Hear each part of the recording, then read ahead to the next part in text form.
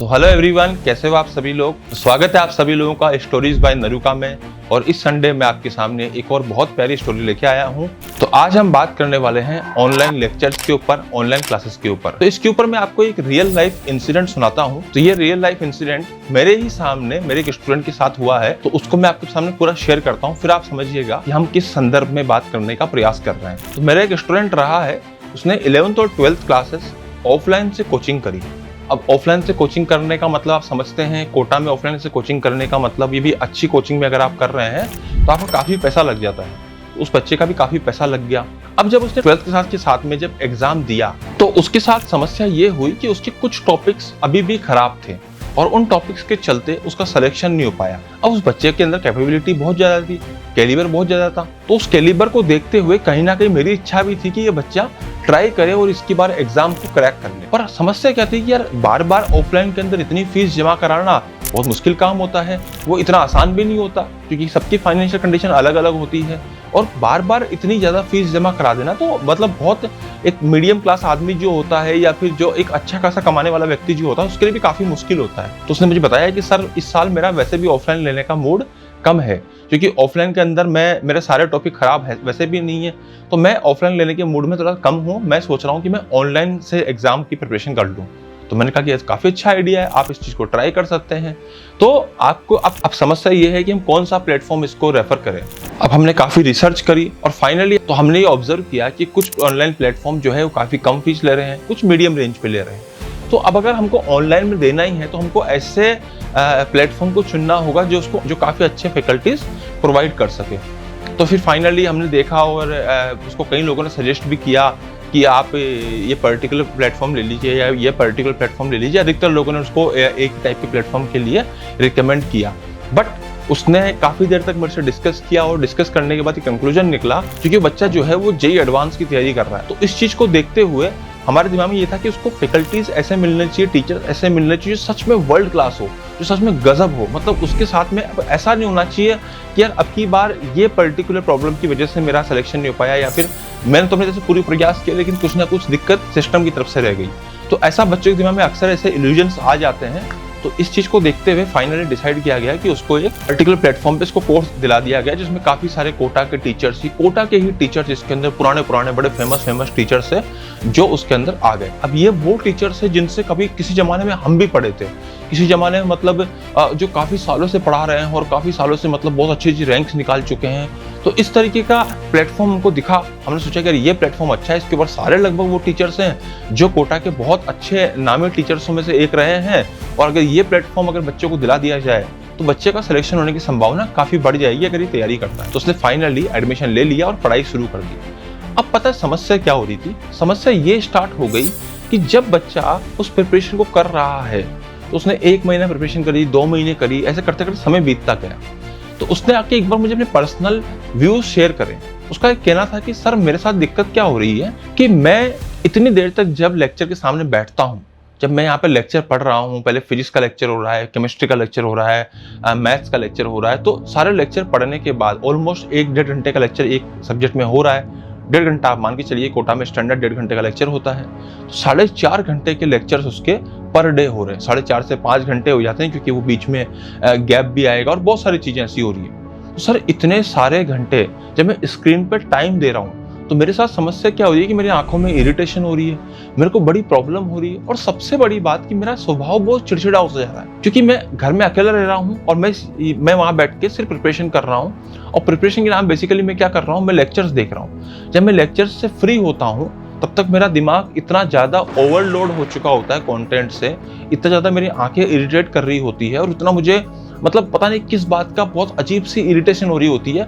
और उस इरिटेशन के साथ में जब मैं अपने जेईई एडवांस की शीट को लेके बैठता हूँ, मॉड्यूल को लेके बैठता हूँ, डीपीपीस को लेके बैठता हूँ, मेरे मन ही नहीं करता कि मैं उनको पढ़ पाऊँ, ये मेरा मन ही नहीं करता कि मैं उसको सोल्व कर पाऊँ। इस बात को मैंने समझा, सोचा यार ये तो बड़ी सीरियस प्रॉब्लम है। क्योंकि अब यहाँ से मेरे को एक बात समझ में आने लगी। देखो सभी लोग, बहुत सारे लोग ऑनलाइन जो लेक्चर्स है वो प्रोवाइड कर रहे हैं, इवन हम लोग भी कर रहे हैं। मतलब सभी लोग अपने अपने लेवल पर अपने अपने तरीके से बच्चों के भले के लिए ऑनलाइन लेक्चर्स दे रहे हैं, ऑनलाइन कंटेंट दे रहे हैं और अच्छा भी है। उससे क्या हो रहा है, जो कंटेंट है वो बहुत ईजी वे में अच्छे टीचर्स का सस्ते में बच्चे को अवेलेबल हो रहा है। तो जो सच में बहुत ज़्यादा फीस देने के लिए कैपेबल नहीं थे, या फिर मान लीजिए किसी कारणवश वो कोटा नहीं आ पा रहे थे, या फिर बहुत सारे ऐसे रीजन हो सकते हैं, तो उनको भी बहुत अच्छे लेवल के टीचर्स का कंटेंट मिलना शुरू हो चुका है। तो ऑनलाइन तो काफ़ी रिवॉल्यूशनरी और काफ़ी अच्छा सिस्टम रहा है इस मामले में। बट समस्या पता है यहाँ पे क्या हो गई? समस्या यहाँ पे हो गई आपकी मेंटल हेल्थ और आइस हेल्थ की, कि जब आदमी 4.5-5 घंटे लगातार लेक्चर देख रहा है, या फिर दिन के 4.5-5 घंटे देख रहा है, भले लगातार नहीं देख रहा हो, भले टुकड़ों में देख रहा हो, उसके कहीं ना कहीं उसके आंखों पे इसका बहुत नेगेटिव इम्पैक्ट पड़ रहा है। और आंखों के अलावा उसकी मेंटल हेल्थ पे इसका नेगेटिव इम्पैक्ट पड़ रहा है, क्योंकि उस बच्चे का चिड़चिड़ा होना इस बात को बताता है कि जो मेंटल हेल्थ है उसके ऊपर काफी ज्यादा नेगेटिव इम्पैक्ट उसका पड़ रहा है। अब एक और चीज खराब होती है, जब हम लोगों का बहुत ज्यादा स्क्रीन टाइम बढ़ता है ना, आप चाहे तो इस चीज को नोटिस कर लीजिएगा, रात को जब आप लोग काफी देर तक फोन चला के सोते हैं तो उसके बाद नींद नहीं आती। अगर मान लीजिए आपने रात को आधा घंटा भी रील स्क्रॉलिंग कर ली या फिर शॉर्ट स्क्रॉलिंग कर ली, तो आपको नींद आना बहुत मुश्किल हो जाएगा। और इवन अगर मान लीजिए आपने रात को कोई मूवी देख ली, तो मूवी देखने के बाद सडनली हाथों हाथ नींद आना बड़ा मुश्किल होता है, क्योंकि कहीं ना कहीं जब स्क्रीन टाइम बढ़ता है ना, तो आंखें रिलैक्स नहीं रहती, उसके बाद दिमाग और आंखें दोनों ही ऐसी हो जाती है कि उसको ऐसा लगता है कि हमें अलर्ट पर रहना है। अलर्ट पर रहने के कारण दिमाग में काफी ज्यादा चिड़चिड़ापन आने लग जाता है। तो ये एक समस्या है जो मेरे को समझ में आई है, और इस समस्या का मेरे को फिर एक ही समाधान समझ में आया है कि देखो, दो चीजें, आपके पास अगर एक्सट्रीम एक्सट्रीम एक्सट्रीम दिक्कत हो कि मैं किसी भी कंडीशन में ऑफलाइन नहीं पढ़ सकता हूँ, मेरे पास नहीं है बजट, या फिर मैं मान लीजिए ऐसी जगह रहता हूँ जहाँ पे नहीं है सुविधा ऑफलाइन पढ़ने की, या मेरे आसपास भी कहीं पे सुविधा नहीं है ऐसे पढ़ने की, और मैं अपने घर को छोड़ के नहीं जा सकता, या फिर जो भी कारण रहा है, अगर ऐसी प्रॉब्लम है, तो फिर हमारे पास एक ही ऑप्शन बचता है कि हम ऑनलाइन से पढ़ें। बट अगर हमारे पास ये ऑप्शन है कि हम कुछ इस प्रकार से पढ़ लें कि हम अधिकतर लेक्चर्स कंटेंट जो है वो तो हम ऑफलाइन ग्रैब्स कर पाए, मतलब हम किसी कोचिंग में एडमिशन ले चुके हैं, अब हम पढ़ रहे हैं, वहां पे समझ रहे हैं चीजों को, और जो टॉपिक में हमको दिक्कत आ रही है, जो हमको समस्याएं लग रही है, उसके लिए हम अपने ऑनलाइन जो लेक्चर्स है, ऑनलाइन जो सपोर्ट है, उसके द्वारा हम उस चीजों को स्ट्रॉन्ग कर सकें। तो ये मेरे ख्याल से एक अच्छा मॉडल हो सकता है जो स्टूडेंट के लिए काफी फ्रेंडली हो सकता है।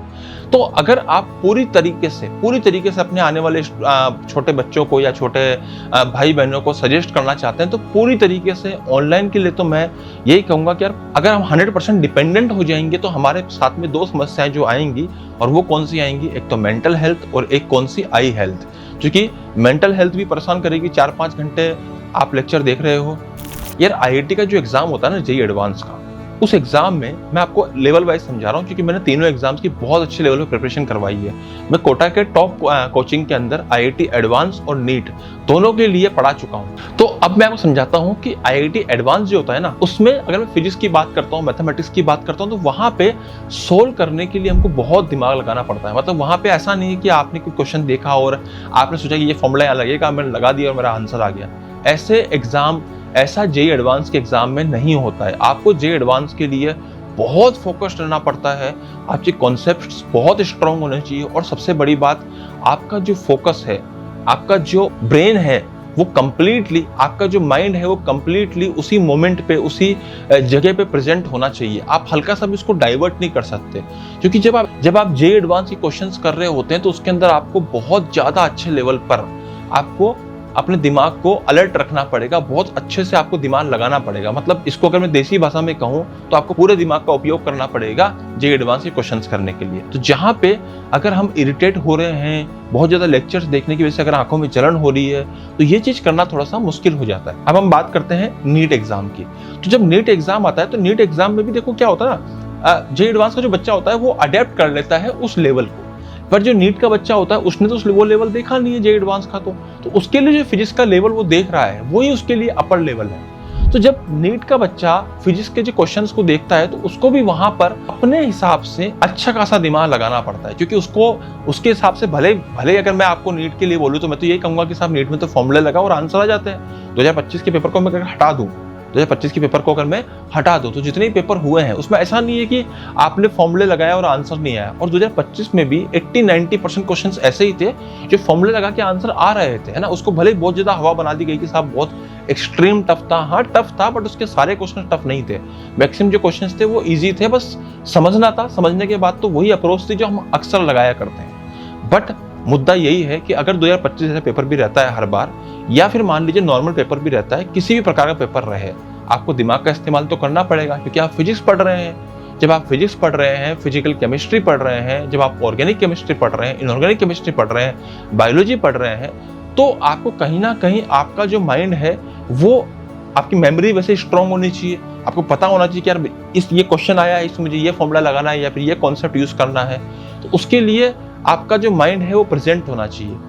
और माइंड प्रेजेंट कब रहेगा? जब दिमाग में और चीजें नहीं चल रही होगी, दिमाग आपका खाली होगा। तो कहीं ना कहीं ये जो कंटेंट है जो हमको ऑनलाइन प्रोवाइड हो जाता है, ये हमारे लिए बहुत अच्छा है, वरदान की तरह आया है, बट साथ में अपने साथ कुछ नेगेटिव चीजें भी लेकर आया है। तो उन नेगेटिव चीजों से बचने का एक ही तरीका हो सकता है कि हम अपने लेक्चर्स जो है, हम अपनी प्रिपरेशन जो है वो ऑफलाइन मोड पे करते हुए ऑनलाइन को एक सपोर्ट सिस्टम बना ले। क्योंकि ऑनलाइन इतना महंगा भी नहीं होता है। अगर ऑफलाइन कोचिंग आपको 1 लाख रुपए मिल रही है, 50,000, 60,000, वॉटेवर, अलग अलग कोचिंग्स की अलग अलग फीस है। कई कोचिंग बहुत ज़्यादा फीस भी लेती है, कहीं बहुत कम भी लेती है।